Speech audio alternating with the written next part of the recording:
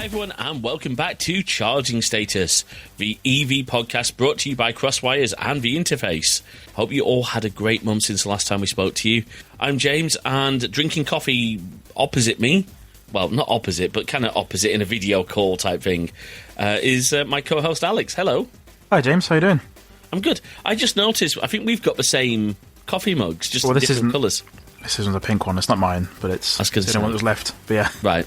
Okay. I've got appropriately branded things. So, it is the 24th of October 2022, and we're looking back over EV news, charging news, and I believe, Alex, you've got a miniature test drive this week. Yeah, it's one I did a few weeks ago. About a month, when was it? It was a few months ago now, I can't remember when. Time goes quickly now. But yeah, it's, I've got one to talk about later on the episode, yeah. Did you not get the terrible pun? Oh, God. A miniature. Yeah. Yeah. You're going to have to get used to these, I'm afraid. All right, look, we've got, as you said pre-show, we've got a lot to get through, so why don't we shift into gear? Do we still call it gear in EVs? No, there isn't any, so... Oh, okay. Yeah, so yeah. Let's start the... hang on. Let's plug in and get going. Yeah. Let's go. All right, last time... So we record this episode about a week before it goes out. So last time we recorded on the 27th of September. I'm going to go everything that happened since then, basically. So we've got new cars, we've got new plans to launch new cars, we've got a lot of charging news.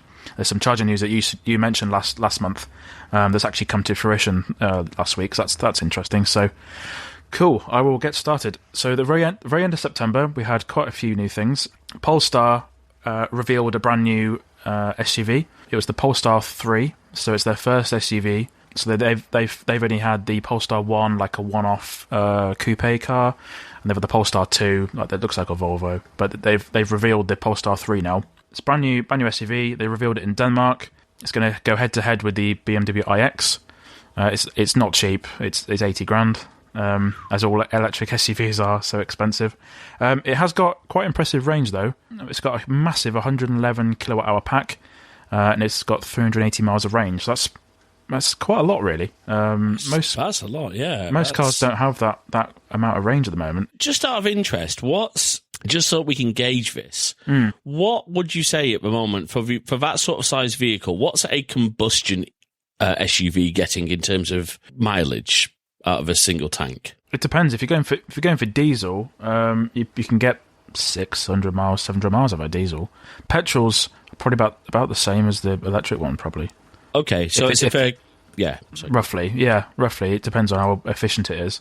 Most SUVs at the moment I don't think a lot of SUVs are diesel, so you'll get quite a good range out of them. But obviously, diesel's going away now. So yeah, it's quite a nice. Well, it's not for everyone, but because how expensive it is. Yeah, a few days after that, the Peugeot E208. Peugeot just did like a facelift, basically. They updated the motor. So with the new Peugeot E308, they debuted a new motor, a new battery tech. So they just switched the batteries out and put it in the smaller car. So we've gained 25 miles of range. We're gaining some extra horsepower. So I guess that's just to simplify their production lines. Rather than making two different batteries, they're just making one now. Price hasn't changed by the look of things. It's still 30k. So it'll go on sale next year. And how do these stack up? Are these in the class of EVs that have been... So are these the 208 and the 308 combustion versions just with batteries stuck in them, or are they actually properly engineered EVs? From what I understand, the Corsa E, the E308 and these newer electric cars, they've got combustion cousins in the lineup, but they are EV first and then combustion second. So From what I understand, the new electric Transit Custom that we'll talk about a bit later on, it's the same thing. They've got two versions, but two different platforms that just look the same outside. Okay, that's from what I understand anyway. So it's an EV first car, but there's another version that looks the same, which is a petrol or diesel. So we are benefiting from that range. It has got good range, like 250 miles. So which in that class of car, in that size of car, is a really good range for an EV. Not bad, yeah. Cool. Electric motorbikes isn't something that's... it kind of is. It's sort of a emerging market. There are some newer companies that are doing it, like famously Harley Davidson have an electric motorbike out. They've worked on in conjunction with LimeWire, I think it is, or Livewire. The end of September, Honda revealed plans to launch 10 electric new motorbikes by 2030, and they'll be spanning an entire range, like the mopeds and proper electric bikes. So the electric mopeds will go head to head with mopeds that you hear making that horrible racket on the streets. So it'd be the same power as a moped, but it'd be targeting the people that are learning to drive and in that market. So yeah, there's not much information. They just announced that they'll do it, but it's good that they're making it so that transport's quieter. I can see that because those the moped sort of size bikes are hugely popular in the gig economy. So, Deliveroo, Uber Eats, those sort of vehicles. I don't know if they're going to be in reach with your average Uber Eats driver, but certainly if we started to see those in the in the pool, as it were, that's going to have a huge impact to emissions, because they're not great for emissions, at all. Especially the ones that are about 10 years old that people buy secondhand and stuff. There's not smoke that comes out of them. It's not great. And as you said, they're horribly noisy. I live fairly close to a main road, and I can hear them zooming up and down. Yeah. Again, there's not much information, so we don't know how much they'll cost. But they've got some lofty ambitions. They're aiming to sell 3.5 million electric motorbikes by the end of this decade. So wow. We'll see how they get on with that. But I saw that. That's quite interesting, so I decided to write about that last month. Yeah. There's another few bits and pieces. So I don't know if you saw this news. There was quite a big... It made the mainstream news earlier this month. The electric Mini won't be made in this country anymore. I did see that, yeah. Yeah. So the Cowley factory where Rover used to be, BMW have been using it to produce the Mini for 20 years now. And they decided to push... So the next Mini that's coming... I think in 2024, they're going to move the production away from this country and move it to China, I think, in conjunction with Great Wall. But one kind of positive-ish is that the combustion Mini is going to be made here for the foreseeable future.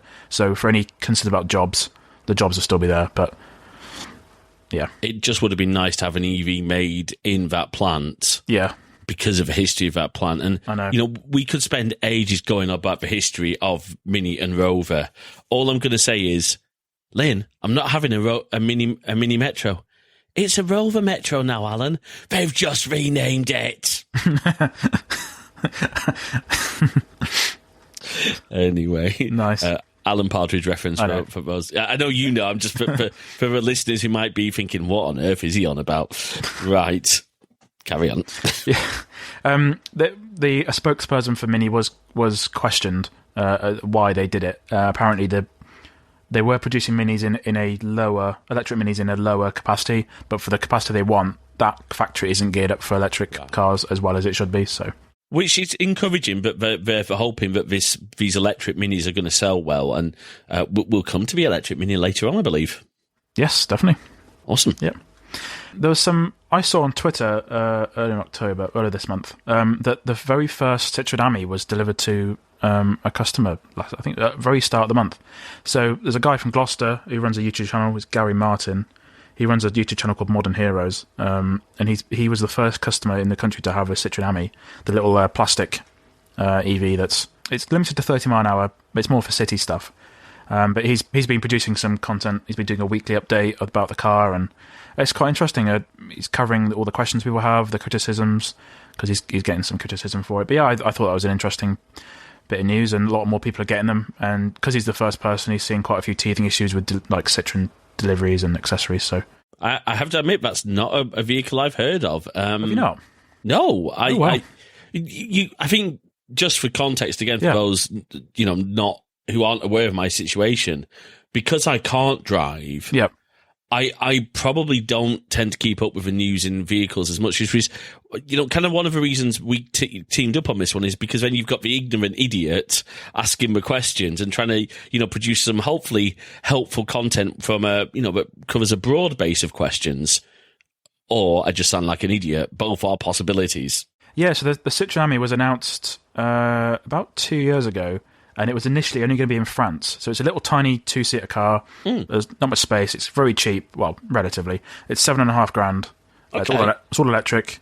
There's some very good PCP deals. So if you put down $2,500, you can get it for £19.99 a month. Wow. But the whole idea behind it was in France, where it's not classed as a car, it's classed as a quadricycle, and kids in France under I think it's 15 or 16, they can drive it basically.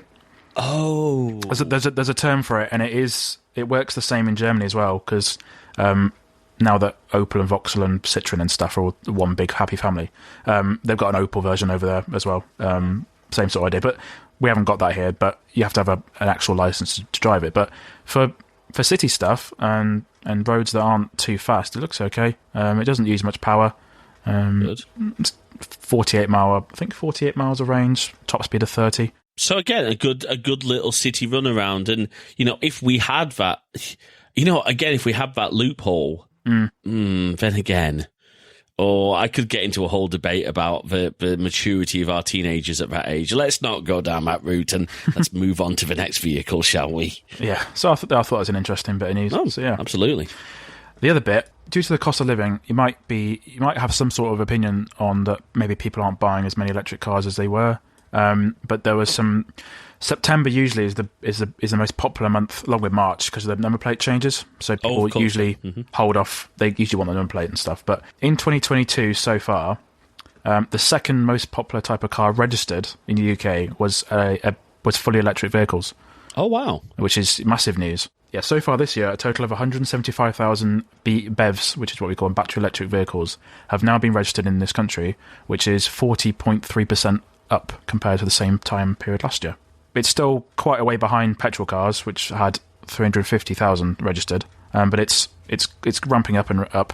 At the same time, diesels saw a massive drop of 43% compared to last year. So even with the rising cost of a lot of things, people are still buying electric vehicles, which is good to see. Very interesting, and yeah, it's one of the things that, because I remember when number plate changes only happened once a year. It happened in September.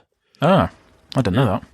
Yeah, so back before we started moving to the system we have now, which is like the two letters, the number, yep, and then 3 letters. We had one letter, 3 numbers, 3 letters, and they would typically change in September. So you would know. So, for example, if you saw a new P-Reg car, this is my memory going back, you'll know, yeah, and it was in September, you know, oh, they've just got a new car. Right, yeah. But obviously now it's when did you say, is it January and... It's March and September. So March is usually the year, so 21, 22, and then September is usually the 72 or 71, whichever year it is. So, and of course that runs for that sort of decade, doesn't it? So so at the moment it's either 22 or 72. Next year it'll be 23, 73. But like for a 2014 car, for example, I might be wrong on this, and please do correct me if I'm wrong, folks. It would have even been a 1.4 or a 6.4.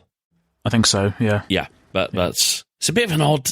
Our number plate system's odd. Anyway, sorry, Alex. I know. That's all right. I've got some charging news, which we'll go over later.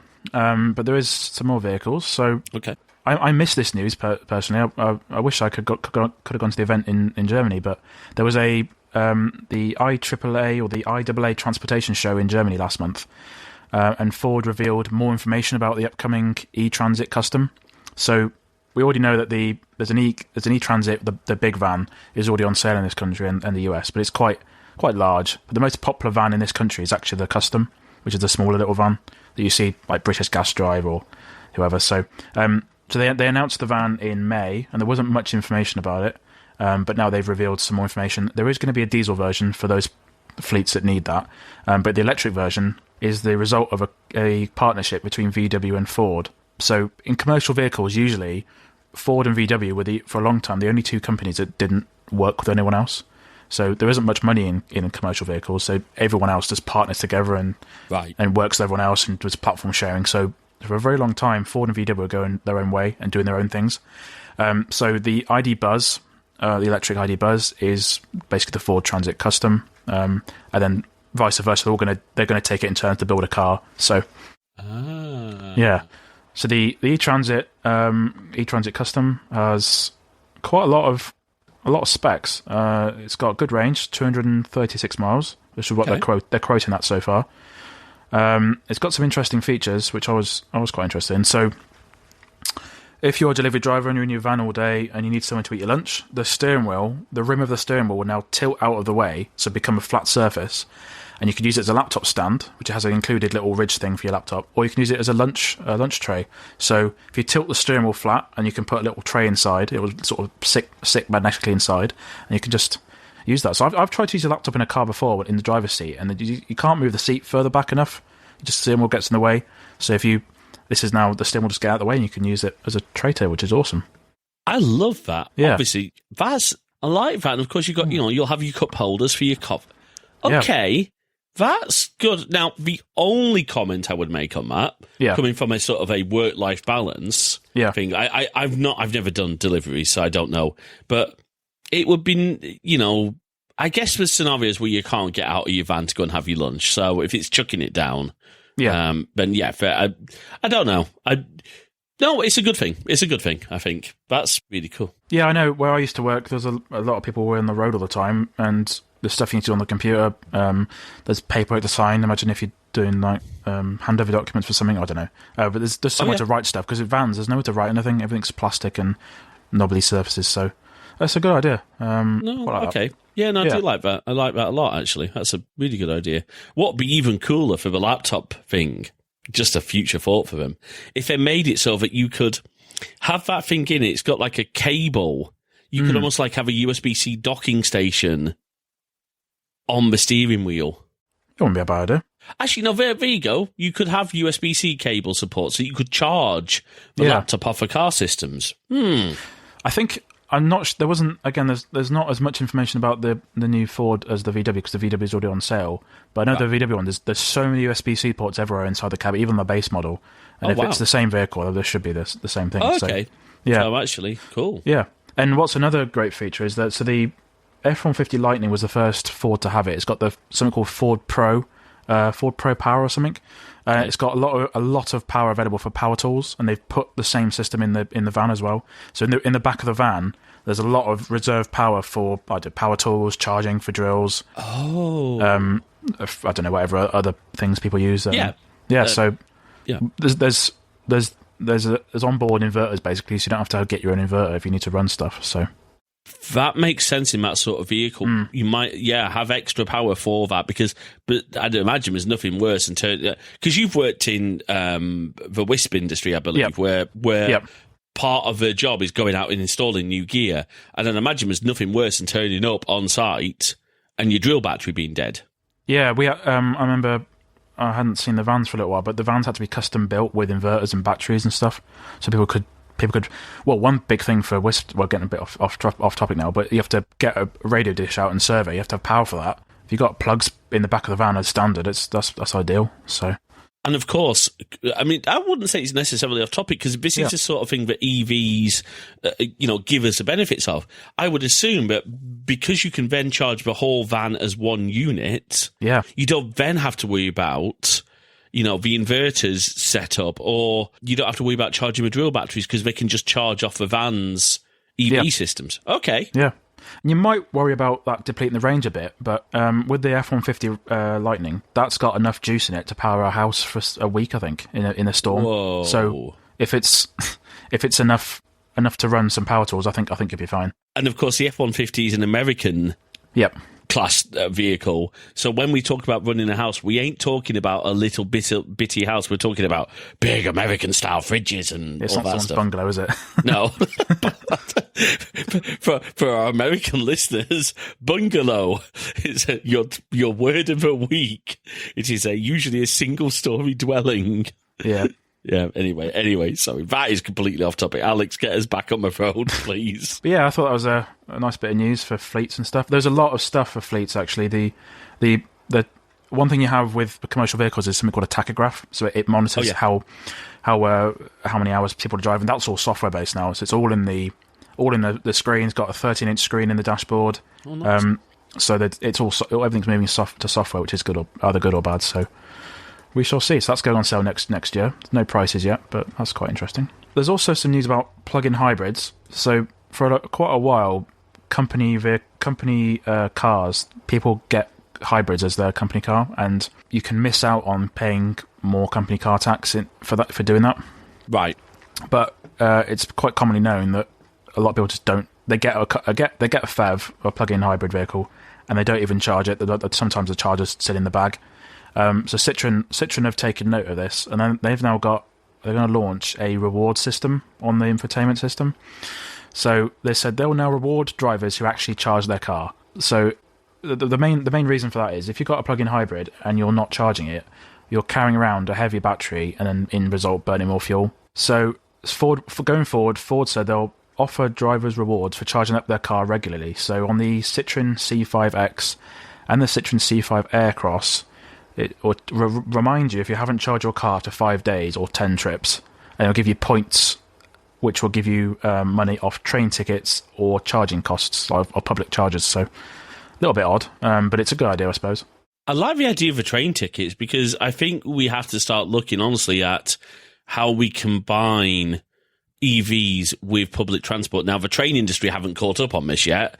Train prices are still stupidly expensive, but the idea of having EVs at the short to medium range and then encouraging train travel for longer distance, that's somewhat appealing to me. Yeah, the only time I've used trains personally is when one before I couldn't drive, and two going to London, because London's an absolute pain to get to on the car. So, but yeah, it's if it can encourage more people to use the train, it's not only a good thing. So yeah.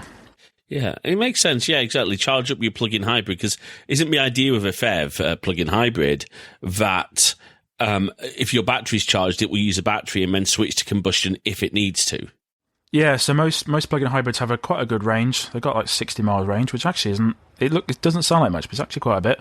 It's decent, yeah. Yeah, you can choose when the car will use the batteries, and then you can do regen and different things. So the idea is you'd use the electric car in slow traffic, because there's nothing worse than using a normal car that's not electric in slow traffic. So yeah, stop-start is not good for a combustion engine, from what I understand. No, it's not great. So yeah, that's the idea, I think. So that's like the new electric taxi that's in London. So okay, that's a plug-in hybrid essentially. So oh, nice. Okay, yeah. There we go. Cool. Other bits and pieces. We spoke about the smart EV on maybe the episode of Crosswires that before this podcast started. That sounds right. Yeah. Yeah. That sounds right. They've actually announced prices for it now. It's not too bad. It's actually cheaper than a Tesla, which is hilarious. Ooh. So it's a little SUV. It's now the prices have been revealed in Germany, but when you convert that, it's about 36 grand, which sounds like a lot, but it's actually 10 grand, almost 12 grand less than a Tesla Model 3 now. So, and this is an SUV. Yeah, a little crossover. Yeah. Okay, that's not bad actually for a new vehicle. I would say. Yeah. It's got, for that price, you'll get rapid charging, so you can charge it from 10 to 80% in 30 minutes. 273 miles of range, which is, again, that's not bad. And it's already on sale in China, but it's significantly cheaper in China, and it's 24 grand when you convert all the prices over. So right. There's some of the bits and pieces about Tesla in China at the moment as well, and cars seem to be getting cheaper over there. Not sure why, but that's called this smart number one, or #1, smart number one, if you want to look at it yourself. So I don't know if you remember, back in 2017, Tesla announced the Roadster, and they announced the semi-truck as well. Yep. There was that sort of flamboyant event where they had people taking in rides in the Roadster and stuff. When the semi was announced, Elon said that the truck would start manufacturing in 2019. Once we hit 2020, it was delayed to 2021. Once we hit 2021, it was said it would be delayed until this year. Sorry, they have started production, and the first vehicles will be delivered to Pepsi on the 1st of December. So we're actually getting somewhere. And there have been some bits and pieces on Twitter I've seen where people actually spied the truck being out and about. So, yeah, pretty good. So Pepsi are getting the first deliveries now. I'm picturing now Pepsi come Christmas. You know that famous Coca-Cola Christmas ad? Uh-huh. Yeah. I can see Pepsi upping the game a little bit more there. There's something, I can see something coming from Pepsi, some sort of... Yeah, Pepsi have been waiting a long time for them. They were the first company to order the truck. They ordered 100 in December 2017, so they've waited a good 5 years for them. So that's a long time. Yeah. They've got $150,000, and they've got 500 miles of range, And I remember rightly, at the same time they announced I think it's called the Hypercharger, or it's like a next evolution from the Supercharger, and it will charge it's only for the trucks, it will charge them really, really quickly. Right, because if you're a trucker, you can't you can't spend hours at a supercharger. You need... No. I'm not sure how the rules are in America, but the rules here are that I think most heavy goods vehicles have to take breaks for 45 minutes a couple of times a day, so that's a good amount of time to charge, I think. Okay, yeah, that makes it. No, but I believe the US laws are similar, if not about the same. But certainly, the tachograph stuff is still in there, and you still have to take regular breaks. So I was, so many truck stops in the States. Yeah, there are. Yeah. All right, we've got one more new car. There's a lot of stuff, this month. So Jeep, which is now part of the Stellantis group, along with Vauxhall and all that sort of stuff, they've announced their first electric vehicle. It looks like a Jeep, but it's not really. It sort of sits on the same platform as the E208 and the E308. It's not going to be four-wheel drive, but it's meant for new people coming to Jeep, they said. So new, younger people that are looking at the Jeep brand but want something smaller and electric. So again, it sits on the same platform as the E208, so it's going to have the same battery stuff. So we've got 50 kilowatt-hour battery, 250-mile range, fast charging, all that sort of stuff. It's going to be the entry-level Jeep in the lineup, so just sits below the Renegade. A little bit shorter, no prices yet, but everyone's moving that way, so it's good to see. It's interesting, no four-wheel drive on a Jeep. That sounds very anti-brand. I know, so it's front-wheel drive only, and Jeep said that it's got, the overhangs aren't too bad on it, so in theory it could be used for more off-roady things, but it's not going to have four-wheel drive though. Is it designed more as a, hey, look, I've got a Jeep, and it looks like a Jeep, yeah. Okay. So that's called the Jeep Avenger. Oh, nice. Does it come with a free Tom Holland? I've not seen those films, actually. That's another thing I haven't seen. I was messaging Alex last night. So last night was the 23rd of October, and it was the Doctor Who sort of regeneration story for Jodie Whittaker. I'm like, oh, this is good. He's like, I haven't watched Doctor Who since I was a kid. I'm like, why did I pick you as a co-host again? Oh. Wow. Yeah. That's all the new car stuff. There's some charging stuff, but let's get into some charging. What's going on? Oh, you'll love this, I think. So last episode you mentioned, where are we with wireless charging? Oh yes, I did. Question. I didn't realise this was a thing until I started researching it. So there's been a trial in Nottingham for wireless charging for taxis. It's called the WICET, and the UK government started funding it in January 2020. And yesterday, or Friday, it went live. So what this is a traditional taxi rank that's outside of Nottingham train station. Right. And 5 of the bays have got wireless charging pads. Oh! So the idea is that the taxis will pull up, wait for someone to get in the car, and then as soon as they're ready, they'll just pull off. And there's no messing around with cables to do. Like, I can imagine if you forget to unplug it, you'll rip it out. But so there's custom technology fitted to the underside of the taxi. This is from LEVC, so the same company that makes the London taxi. So they've got a few of those, and they've also got some Nissan Leafs, I understand, as well. But yeah, that's such a good idea. But yeah, they can charge for any amount of time they need. You don't have to get out the car, you don't have to do any cable stuff. So that's really good. Yeah, I like that. Now, these are the your traditional London taxis, and I just believe these were. I think because of the T something with T. I know that. I can't remember what it's called, but it's from the London Electric Vehicle Company, the new company that's part of Volvo. I think it's called the TX, actually, I think the new one. That's it, the TX. Yep. That's one, because I watched on YouTube just randomly recommends videos. Yep. I saw he'd got the TX. I really like that idea, though, of using those charging bays, because most of the time, the taxis are parked there. If there's a gap in trains, the only question I'd have is, how accurate do you have to be lining up the pad? I don't know. I did see a picture of one sort of taken apart, and it was fairly big, so there wasn't much information about it, but the pads are 90% efficient, so you'll lose 10% efficiency doing it over the air, and then they charge at 10 kilowatts, which is actually faster than most AC chargers, so... Ooh. Yeah. Here's a question. Go on. This is a joke. Can the taxi driver also pop the MagSafe phone down underneath the car as well? Just, charge and forget to, yeah. No, Yeah. That's really cool. Or the taxi's going to play, the sound when you put your phone onto a MagSafe charger? Or the taxi's going to make that noise when they...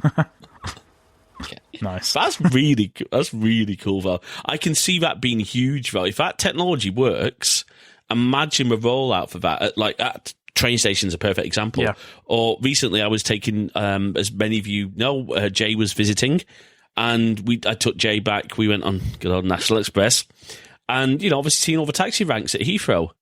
That's a huge opportunity there as well. Yeah, I think your question last month was, are we going to see it on roads like while you're driving? But I think this is a good in the middle solution. Yeah, it makes a lot more sense actually to have it as a pad. And again, thinking about the applications, you see YouTube videos. Karen's unplugged my Tesla. If you've got a charging pad instead, it solves that problem. Again, I'm thinking car parks, and if it's successful, I think this could really have some wheels. Yeah, it's a good idea. It just reduces the amount of street. I think they described it as removing the amount of street furniture you've got to have in place for it. Yeah. So yeah, there's some UK specific news. I saw this report from the RAC, so I thought I'd cover it because it's interesting. So at the moment we're going for the cost of living crisis. The RAC did a survey, which they surveyed 3,102 UK drivers, and they questioned them how many people are willing to switch to EVs and how many people are planning to have an EV as their next car. The ultimate data drawn from it was that despite the amount of people that are looking to get an EV is at an all-time high in history, the cost of living crisis is harming the sales, basically. So it said 30% of the people asked said the upfront cost of an EV is the main issue. Sorry, also the cost of electricity, 47% of people said that was off-putting, basically. I can understand both of those point of view, but I mean, we've used my father. My father's quite a good yardstick when it comes to sort of a feeling around EVs, because my dad is a very average, my parents aren't poor by any means, but we're also not very wealthy. We've, as a family, I'm obviously living down here in Bournemouth, they're still up north. They do okay. My parents aren't struggling. Please don't worry about that, folks.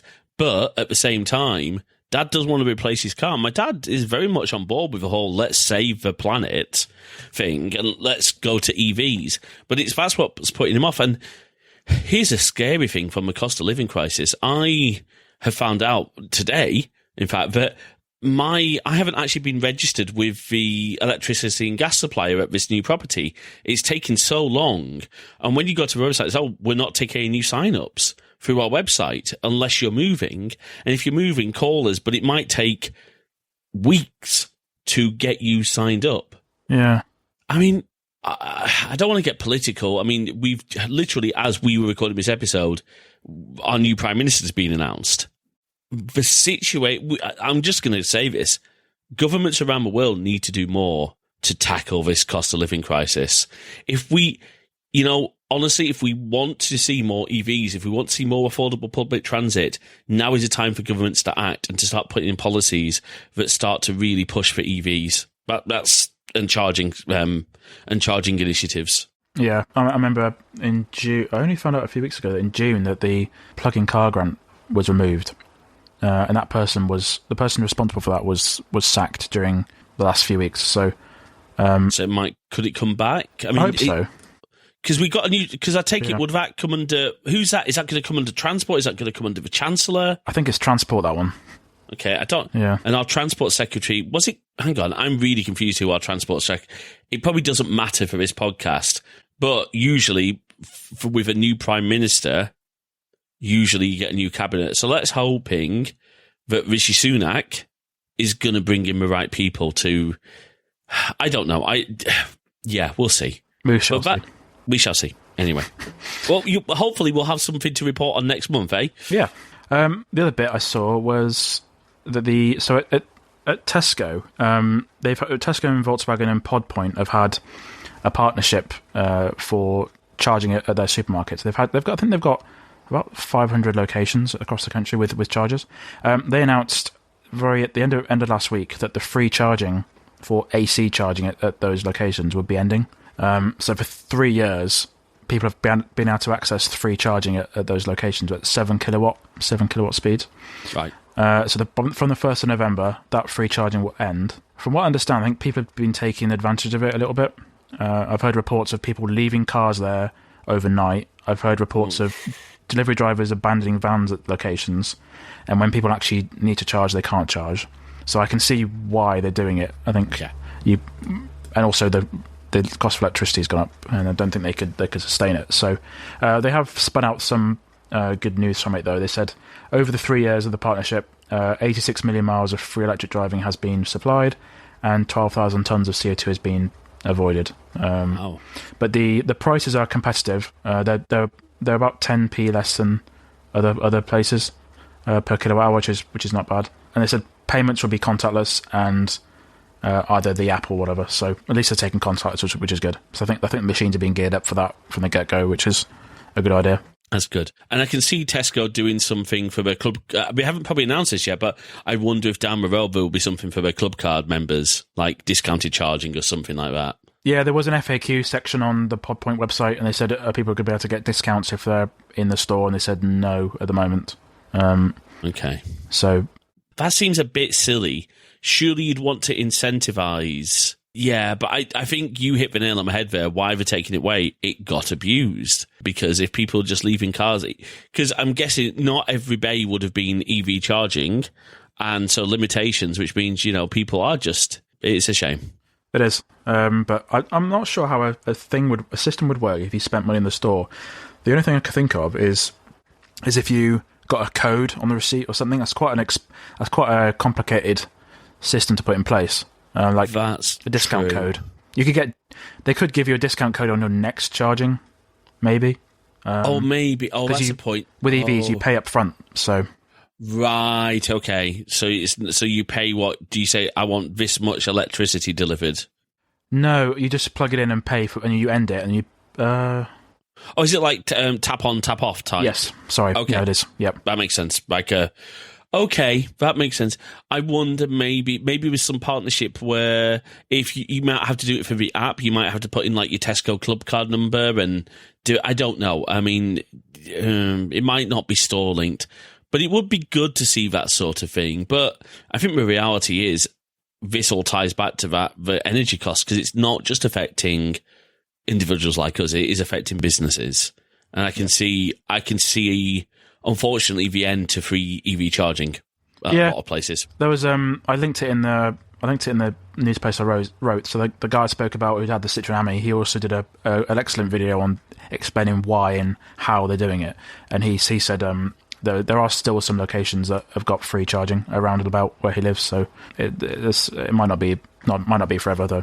One more bit of charging news is, so for new supercharger locations from Tesla, they're now taking votes for new locations. So people can vote their interest in new locations where they are basically. So it was very early in September. The Tesla charging account tweeted out saying, "We're now going to be taking votes. Can you apply the locations you want in below?" And then the people with the most likes would be in the initial poll. And there was 182 locations to start with, 183 locations across America, Europe, and Asia, and that sort of thing. And people can now go on the website, log in with your Tesla account, and then you can vote 5 times for different locations. And so far, I think the most voted locations in Las Vegas somewhere. But there are 3 or 4 locations in this country. I think Portsmouth and somewhere in Wales as well. But yeah. That makes sense. I like the way they're doing that, though. They're taking, let's listen to the people to decide where we should put superchargers. That's a good shout. Yeah, they have said it's not going to be a definitive thing, that it's just going to help them gauge interest. Right. Okay. So it's not going to be this is where the charger's going, but it's going to be this is where we know there's interest for one. Okay. Exactly. Yeah. Yeah, because putting one in deepest, darkest Wales might not necessarily be economical. Exactly. Yeah.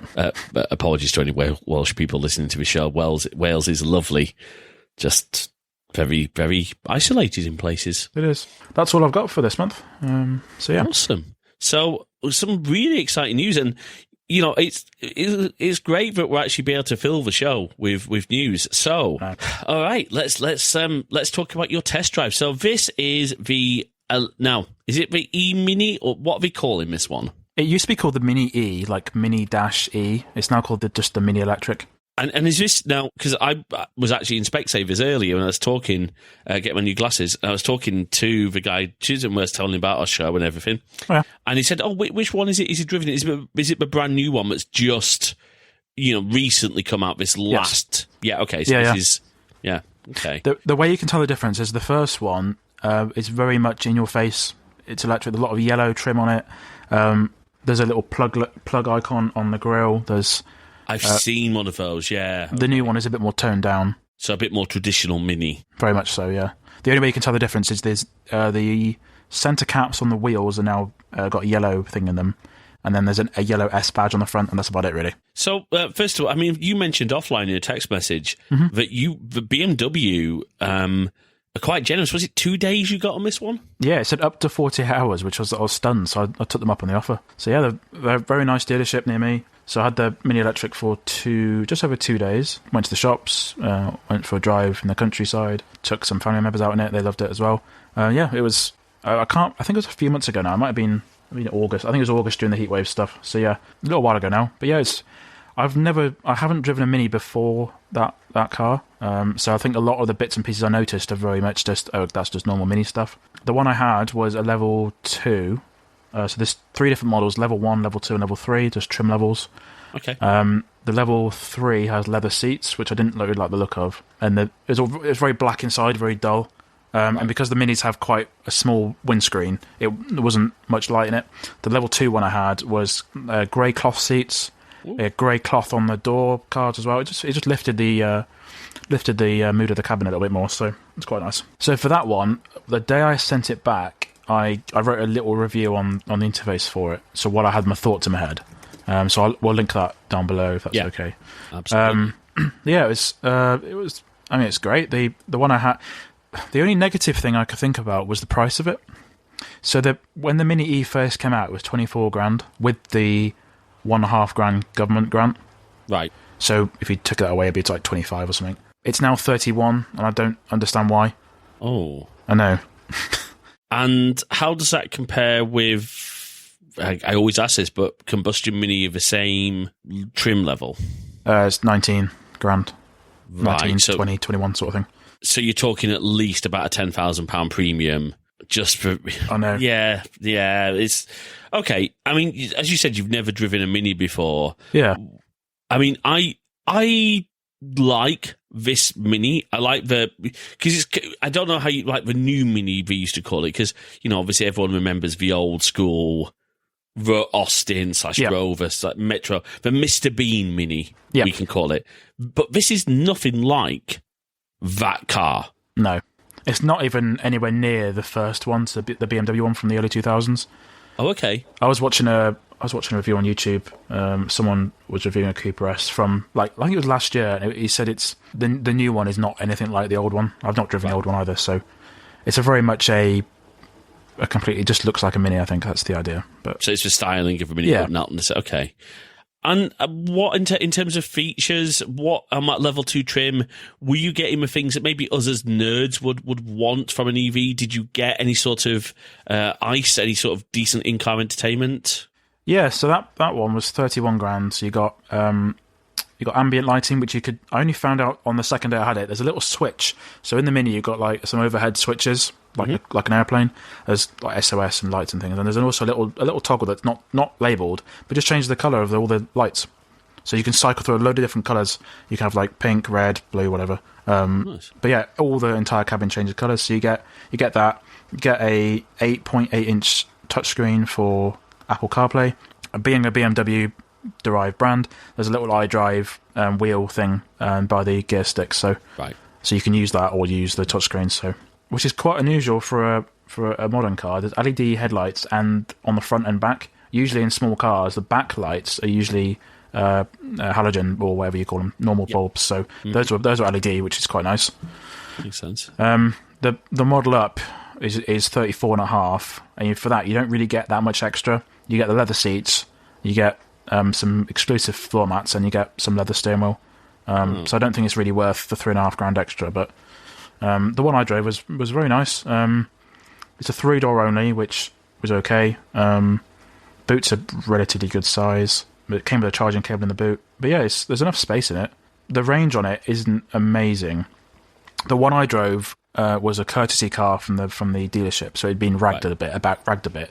So imagine if you take your Mini petrol in and you get an EV out, this person who's driving an EV for the first time is going to enjoy the speed of it. So yeah, the range of the Mini Electric is officially 145 miles. This one kept saying 100. Okay. I think because it had been trained. The guy did warn me about that. He said don't believe the range on it because people have been abusing it a little bit. Right. But I did, over the time I drove, I did manage to sort of train it to get a bit more out of it, sort of drive a bit more sensibly. I went on the motorway on it as well, which was quite interesting. It's fine on the motorway. Battery's quite small, really. All the cars we've spoken about before, even the Peugeots, have got larger batteries. This one's got a 32 kilowatt hour battery, which isn't massive.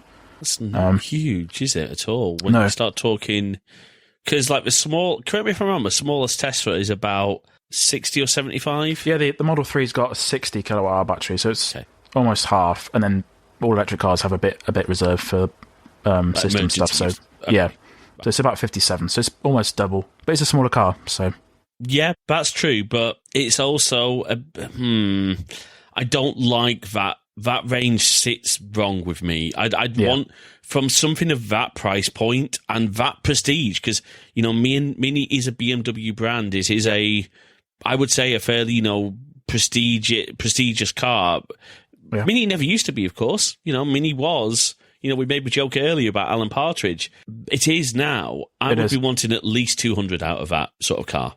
Yeah, just from the impression in the dealership, it's such a premium experience. I mean, they offer you coffee when you go in, so there's all sofas everywhere. It's all nicely designed, so it does feel like a premium brand, and it is. So, and just to be clear, nice coffee, not like Click's vending machine coffee, actually decent coffee. Oh, it's good coffee, yeah. Okay. Fair enough.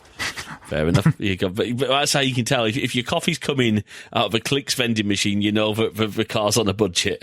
But if it's coming from an espresso, yeah. All right. What I find interesting with the Mini Electric is that it's a Cooper S by default. Oh, okay. So it's quite fast. It's got 184 horsepower, and it's about 7 seconds to 60, which the numbers don't scream fast, but being electric, obviously, I think the pickup's really quick. So it was really fast. It was good fun to drive around the back lanes, and it felt like a hot hatch. A little bit heavy because of the battery, but right. Yeah, it's good. Yeah. Okay. But I guess the question we have to ask, if you were saying, is this a car that people should consider as it stands right now, what would you say? Given the price, probably not. There's a few bits and pieces that weren't quite... I mean, the last month we spoke about the Honda E, and it's the same price, same range, roughly-ish. That's probably a better buy. It felt more premium. The only thing on the Honda E that someone in BRMC Retro Discord pointed out is they missed a trick with the naming. They could have named it the E Honda as a nice reference to Street Fighter 2. No, I've lost you on that one. When you get a second, go and look up E Honda on Street Fighter 2. Yeah, but I'll say this: the Honda E is definitely a more attractive proposition than E Honda. I hope people are getting this reference. If you're not, then you can make a complaint in the comments. Awesome. So okay, so we're doing okay. So now, obviously, next month I think you've got one more that you've already test driven. Yes. Okay, so we need to start getting you out there to dealers and stuff. So there was a feature on it which was a shame not to have, and it wasn't even an option. So it's got cruise control, but it wasn't adaptive. Oh, I know. Whereas the Honda had that as standard. So every Honda E-Buy has that adaptive on it by standard. So and just remind me again of the Honda E's pricing in comparison to the Mini. I think they're about the same. They felt very similar. It seems like the rug's been pulled out beneath you with the price a little bit on the Mini now. It was quite a good buy, but I think that's sort of what I'm hinting at, is if the Honda E is the same sort of price point, same sort of range as well. It's 29.5, so they're about the same price. Okay, so I mean, I guess Ben, as it stands right now, when we compare the two, I'm getting the feeling you'd probably recommend the Honda E over the Mini. Yeah. Okay. All right. So, cool. We will have more car test drives for you as Alex gets his hands on the cars. Perfectly legitimately, of course. Alex is not going out and... Why am I even suggesting that you're doing that? No, I guess it's all down to the goodwill of the dealerships and stuff to see if they'll actually let you test drive stuff.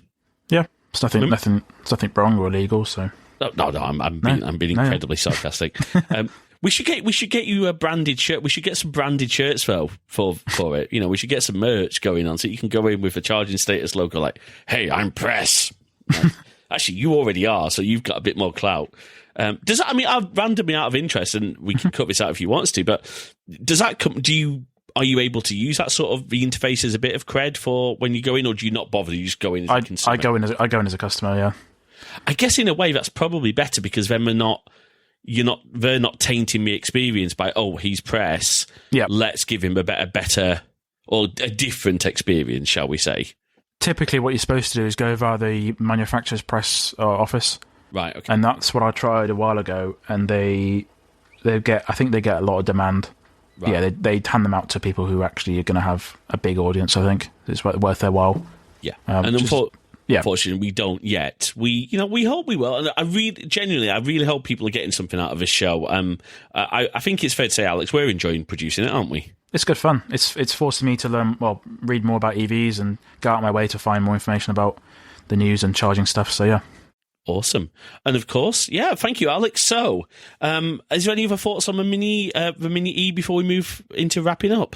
I don't think so, no. Just that no, that's fine. Cool, awesome.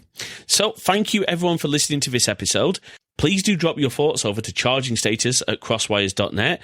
Me and Alex will both be able to pick up that email. I need to test whether or not you can. We'll test that after the show.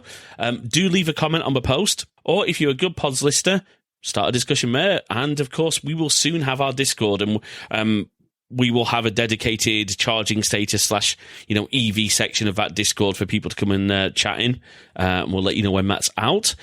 If you'd like to financially support both Charging Status and the wider Crosswires content, please head over to ko-fi.com/crosswires, and anything that you can spare would be really helpful. I'll be really honest, we do have bills to pay. It costs money to host the show.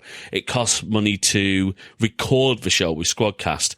And one thing we are really looking to do soon is to start transcribing our episodes, because we're very much aware of the accessibility impact. Unfortunately, it's not free. So there are costs incurred. So anything that you can help with would really help us continue to make this content. And you can follow Crosswires on Twitter @CrosswiresMG. And Alex, where can people find yourself and the interface? So the interface can be found at theinterface.uk. You can find me on Twitter at AlexLow30, that's with an E.